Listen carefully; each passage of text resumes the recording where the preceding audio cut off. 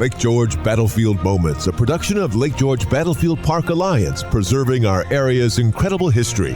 Here's the president of Lake George Battlefield Park Alliance, John DeNuzzo.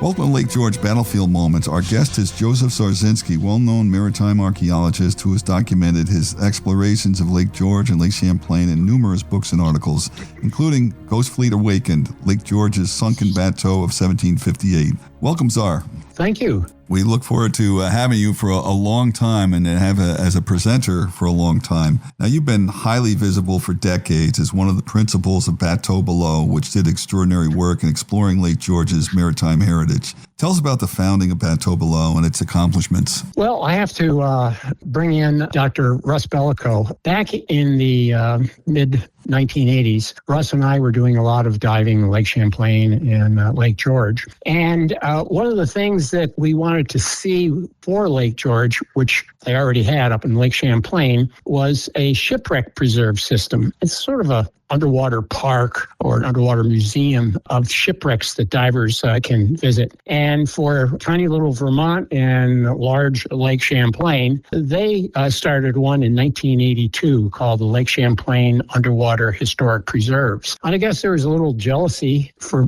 Russ and myself, because we thought that Lake George to the south of Lake Champlain deserved something like that. So we decided we wanted to form a team that could implement something like that. So we worked with a group called the Atlantic Alliance for Maritime Heritage Conservation. In the mid-1980s, we wanted to get a 3-day workshop. They were traveling around the Northeast giving these workshops. We had a delay, and that's because the archaeologist who was giving those workshops, he worked with treasure hunter Mel Fisher, and they found in July of 1985 the Atocha shipwreck. So that kind of threw the monkey wrench into the timing, and we didn't get that workshop until mid-September of 1987. And out of that workshop came a group that was called the Atlantic Alliance Lake George Bateaux Research Team. And eventually the name changed to Bateaux Below. But it was an all-volunteer group of divers, and we worked to document and record 1758 British bateaux on the east side of Lake George, and with the hope that down the road we would be able to start some type of underwater program for divers, shipwreck reserve, which eventually happened in 1993. Well, thanks for that history. Pardon the pun. Now, the Submerged Heritage Preserve you referenced, that's something we're trying to rekindle in New York. Care to make any comments about that?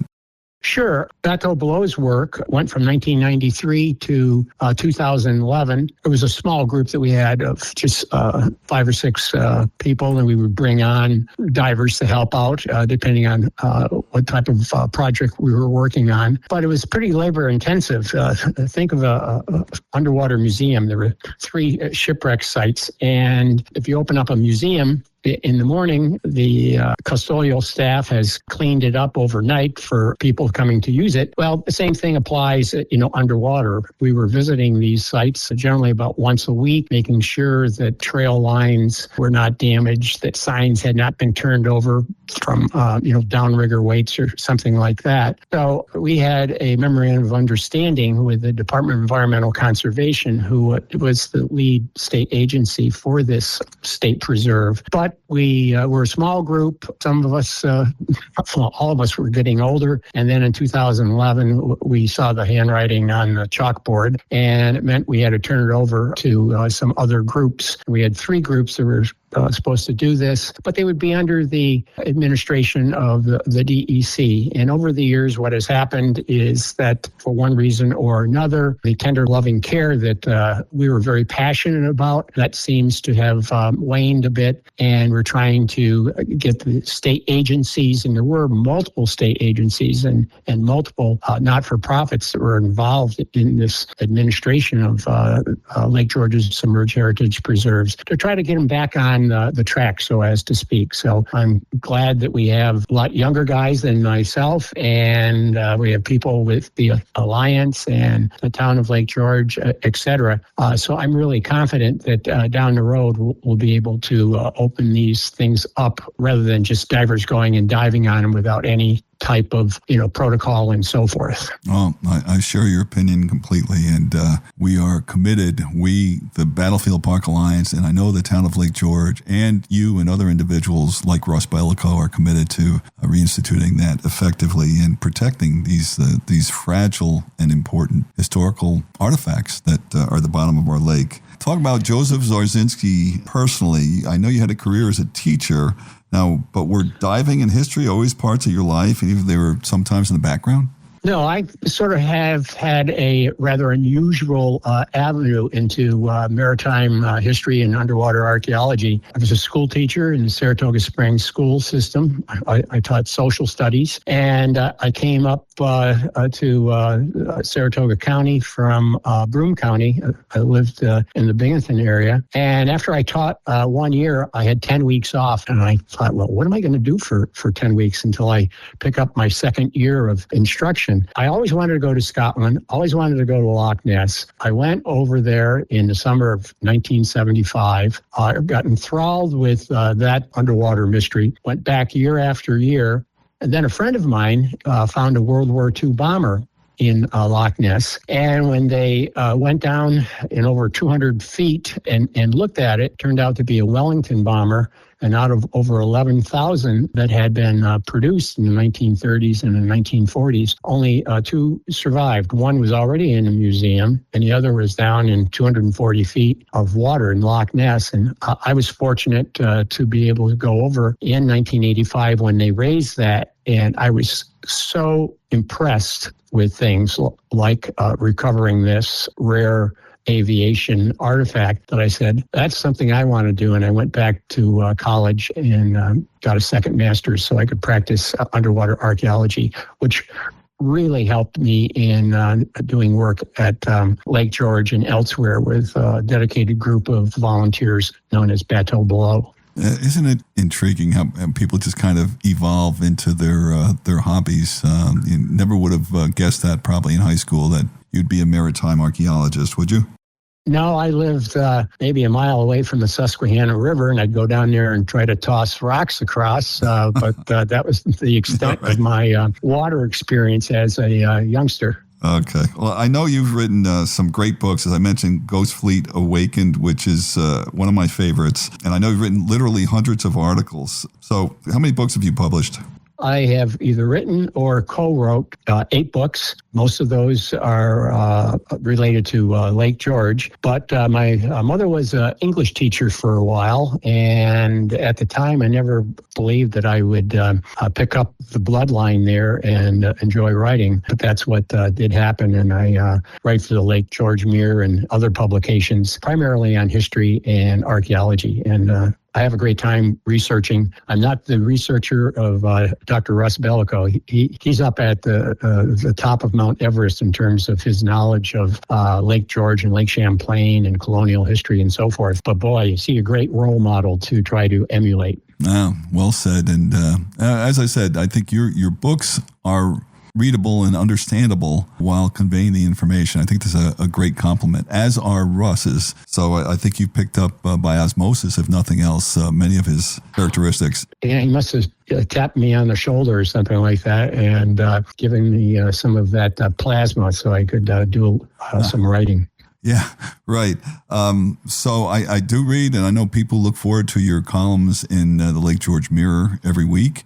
Do you have any further books forthcoming, or are you just taking it article by article at this point? Well, I'm working on a couple of books right now. One is about Lake George. When I was doing work in the 1980s up at Lake Champlain, a lot of people might not realize, but Lake Champlain used to be referred to as America's Loch Ness. We were, for 1 year in 1988, we had quite the team that was there. We had a 63-foot Korean War vintage air sea rescue vessel. We had about $50,000 worth worth of sonar equipment. We had a remotely operated vehicle. The Smithsonian gave us materials so that we found a carcass in our search that we could take samples and bring that back. And out of that group, they were, people that were in their 30s, 40s, and 50s.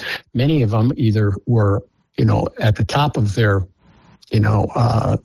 discipline, or they went on to become, great in their field. And that story has never really been told. And that's something I'd like to tell about how this seed group from 1988, looking for the Lake Champlain monster.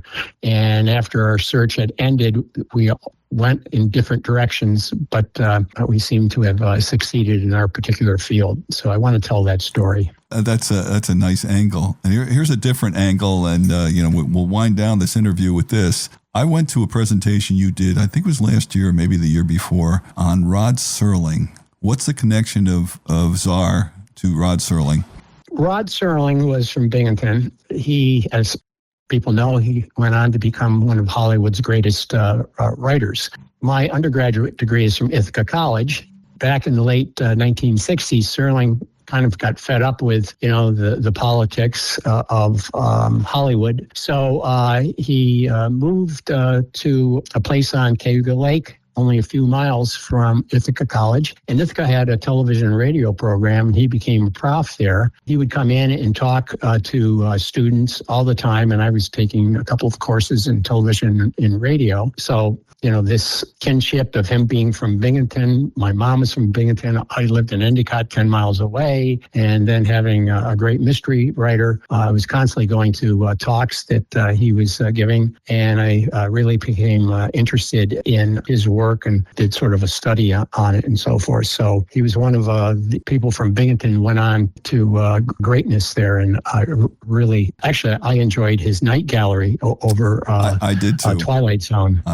I did too. I actually remember the first run of Night Gallery much better than I remember Twilight Zone. That was more in my era. But that's a great connection. We'll leave it at that. So again, the Battlefield Park Alliance in Fort William Henry are hosting you at the fort Thursday, June 25th, 7 o'clock, presentation on warships of the French and Indian War, the naval preludes to the American Revolution. The presentation's free, open to the public. We encourage you to register in advance so we have enough seats by emailing info@lakegeorgebattlefield.org. Any final words, Zarr?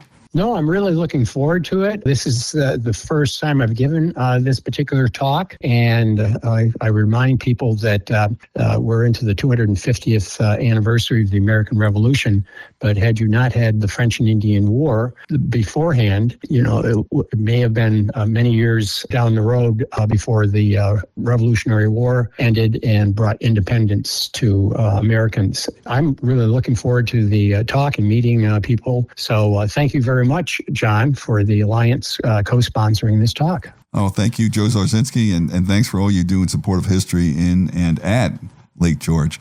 Alliance website is lakegeorgebattlefield.org. We thank you for being a part of our history. Lake George Battlefield Moments, a production of Lake George Battlefield Park Alliance, preserving our area's incredible history. For more information or to check out the latest podcast, go to lakegeorgebattlefield.org. And listen live on Saturday mornings to Lake George Battlefield Moments on 93.5 Lake FM.